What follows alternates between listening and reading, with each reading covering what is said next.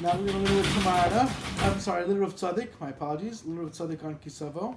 RAV Tzaddok on Ki Tavo actually goes on the pasuk right before Tachas Hashem Le'ovad Hashem L'kecha V'simcha Tov Le'Rov Le'V Kol. We did it last moment, a little bit ago. Last year we did about the fact that Simcha, the importance of Simcha, and that the Klaus came upon the Jewish people, will come upon the Jewish people, or did whatever it was, because they weren't Zocher to Simcha. Shov Hashem Simcha. Now, the pasuk before that says, which seems to say that the klalos will be a sign and a proof to your children forever. That doesn't sound so. Tzaddik is like, doesn't sound that encouraging. Have these clothes, and that's your sign. I mean, hopefully, you don't want to chas v'sholom hold on to these clothes. Because the pshat seems to say, it says these clothes will come upon you right before that. So, right? How could it be that the clothes? Well, that'll be the proof. That's our proof. He said, the Torah is filled with things that are filled with good hope for us in the future. It's not chas v'sholom clothes. So it's going to be passé and done. Well, that's the parshas. So what's pshat? He said the pshat is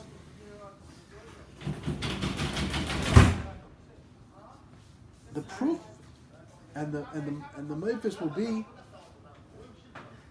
that these clothes won't stay with us. First of all, they'll be only superficial, and they're not going to stick with us. Forget the fact that they don't stay with us. That's the proof, because the kedusha of Klal Yisrael. The Kedusha of Klal Yisrael is forever. That's why Chazal say that Hashem says, "My arrows will finish, and they will not finish." And of course, we know that in our parsha there are 98 klolis, gematria chetz. So it's chitzai. My chetzim will be finished, and they're not going to be finished. They're not going to be because Klal Yisrael. So even with these klolis, we're going to hold on, hold strong. She says, and that's the end of. You have to understand that there's all these clothes have a positive side to them. There's Ramad Vali tells us about all these clothes. There's spiritual, what's going on, and what the spiritual levels we're losing, or whatever it is. So he gives a little bit of insight into this as well. He says, it says afterwards, you won't believe in your life. She said that means a person won't believe that he has chiyus of kedusha in him. He'll say, I'm so far away, I have no shayachas to any of this. He said, but the truth is, every Jew be'etzem has chiyus to kedusha, has holy vitality that never, ever will be lost, never will stop.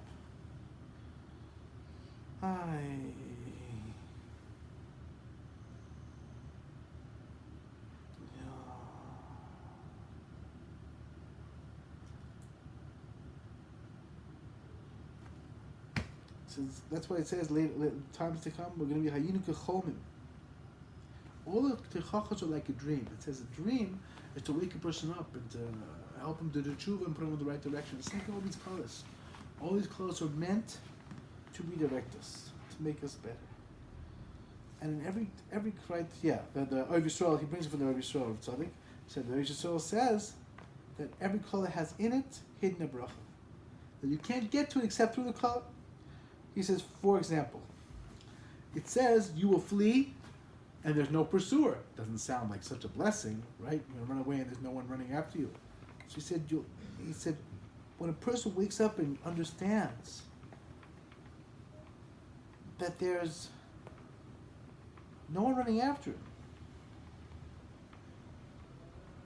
through this he'll remember the Yichud Hashem. There's nothing remaining. It's from Hashem to bring you back to Him, to connect me to Him.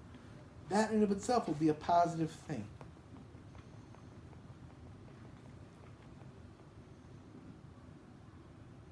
Yeah.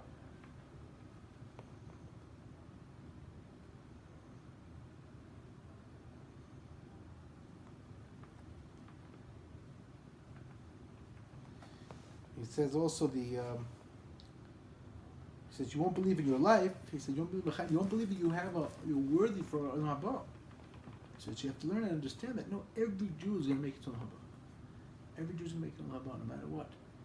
So you won't believe it, but that in itself is going to wake you up till eventually you figure out no, every Jew is going to make it to an haba. This is something that is brought in the deepest farm. The Chassidish farm, but it says, well, it says, Kol Yisrael yesh lem chelek l'haba. It doesn't say, that's what it says. Every Jew, we read this before we say August. A whole bunch of times, time after time after time after time. What does Kol Yisrael yesh lem chelek l'haba? She said, there's such a thing as l'haba, als being Yisrael. Just as from your Jewishness, that in of itself, generally speaking, is a schus for l'haba. That's first of all. Rabbi Nachman brings the Gemara in Sanhedrin, I think, Gimel Kuf over there says, the Doshu Yeshua says everyone's going to make it to the Haba. Even the worst kings, even the Nash, even whoever these people are, even all these people that says no good, they're going to make it. That's how Rashi explains the Doshu Yeshua. Rabbi Nachman says the halacha is like the Doshu Yeshua. The Maisa, everyone's going to make it. All those chutz in the Mishnah there in Sanhedrin. Whatever it means, the Maisa, the halacha is like somehow everyone's going to make it. I tell you, for whoever, all these people are going to make it. So we have to understand, everything difficult in our life, has within it hidden something very, very, very special, very, very, very beautiful, very, very, very elevated. And we can find it, B'ez Hashem. It just takes time, and eventually we sift through and we figure it out. Anything that seems to be a klal, it's really a bracha. It's really for the best. We don't understand it, but that's the way it is. Now, because it's Yosef the Maral now, it's Chayel. It's Lel Chayel now. So we're going to do a little bit about Maral. And the Maral, that was his life story. The Maral, he got engaged, and Maral got engaged. And they lost the money. And he had a whole matzah. He had to wait, I think, 10 or 15 years till he got married. He was a chassan, so not mavata b'shmocha. That's like a big doula. A few stories of big people. There was Yid Manir, whose father-in-law wanted him to marry his daughter. His protected father, so he promised to pay off all his chovos. He had a lot of chovos. And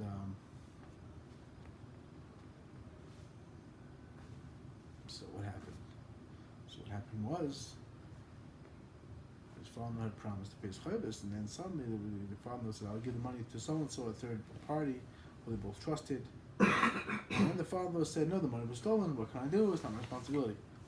So he tried to people investigate, and apparently he never gave the money at all. It was all above my son. Everyone was very, very, very upset.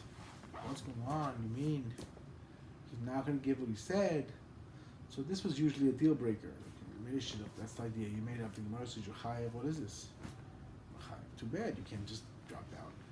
So the prospective chassan got on a train. I met with the Kala. I said, I just want you to know that what your father promised is between me and him, but I'm not breaking off his shidduch under any circumstances for money. We made up to marry, so we get married. Hopefully things will work out. Like that was just in a big doula. It's greatness, not let the money drag you down. So Maral was I don't remember how many years, very long. He was a bacher, waiting, learning, and doing tremendous things. And his farm are unbelievable. There's no words for how incredibly amazing his farm are. The Piazza says the Yesodei Chasidus, the foundations of Chasidus, and they're super duper important. There's no words how incredibly, incredibly, incredibly important they are. Yeah.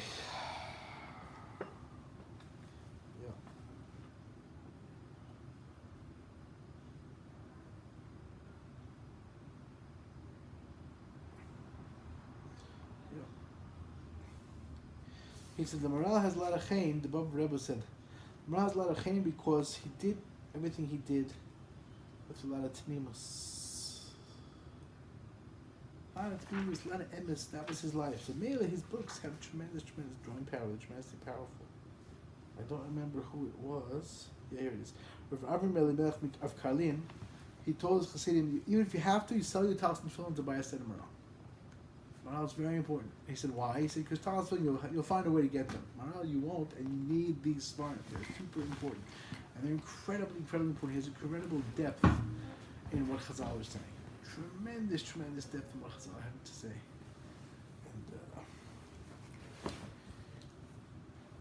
And You know, Rav Nassim Leibert, he said about himself that he learned morale hundreds of times, the whole morale. He was a big master. He learned morale hundreds of times. He said in the Be'er Goyla we find, morale writes that one of the astrologers saw a certain person was supposed to have a big malchus, and he waited. He said, I'm waiting for this guy to get his malchus. And so it didn't work out that way. He said, it's all sheker. All this astrology must be sheker because this person should become a king. And it's not happening. So Nassim Leibert writes there, he says, he's talking, this person meant the morale. But the morale was, he saw the morale had a tremendous koach of kingship. And so it didn't happen, and it was very discouraging for him. And that was the morale's greatness. The truth is, of course, we see the morale throughout all these, whatever it is, 400 and something years, everyone's learning his farm, and they're tremendously powerful and very important to Jewish people. So that's also Malchus.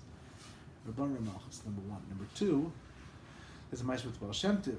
Baal Shem Tov saw this guy who was wrestling a horse, and he was tremendously powerful ability to wrestle a horse and overcome a horse. He said if he wanted to, he could be a king, but he's using his mazel for kingship to be the toughest guy to train the horses. You have a koyach, you can use it for good, use it for this, use it for that. You have to find the right formula, how to speak to people, how to this, whatever. He has an easy time with animals, but he has a koyach that if he were able to express it properly, he could become a king.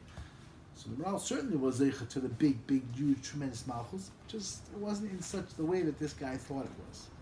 That's the So the morale, this is the morale's time, it's tremendous force, tremendous koach.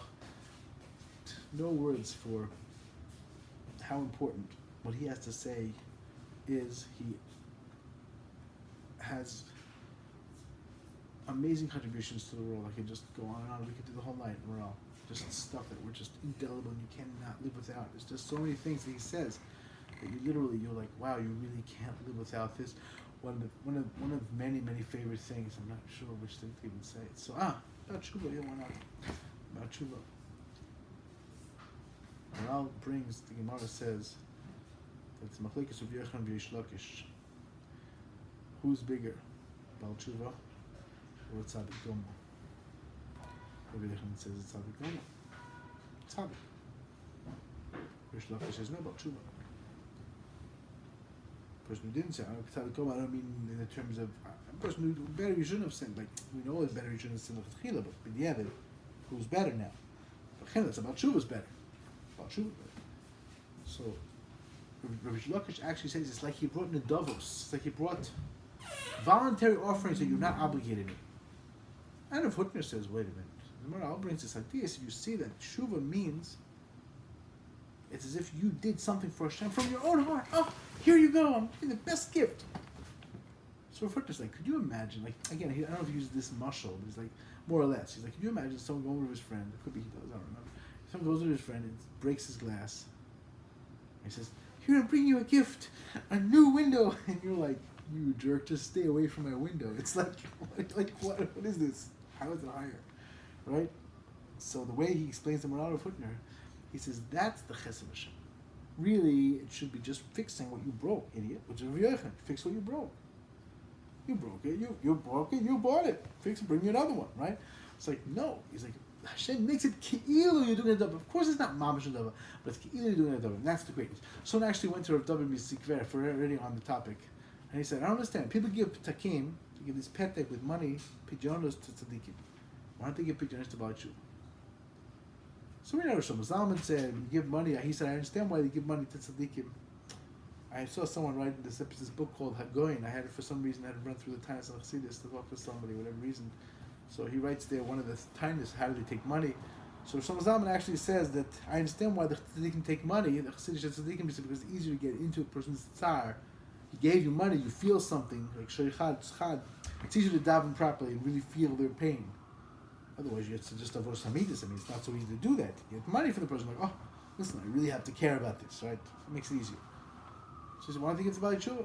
So David Misker looked at me and said, and what gives you the idea that the Rebbes who are taking pidyonis who are genuine aren't on Tshuva? Because they're doing Tshuva all the time. Well, you have to sin like whatever, you have to do terrible things in Tshuva? No, you realize where you're holding, you do Tshuva. And that brings us, of course, to the Maisa of Rabbi Melech, which I always love to tell, the beautiful Maisa of Rabbi Melech. They saw him after Yom Kippur crying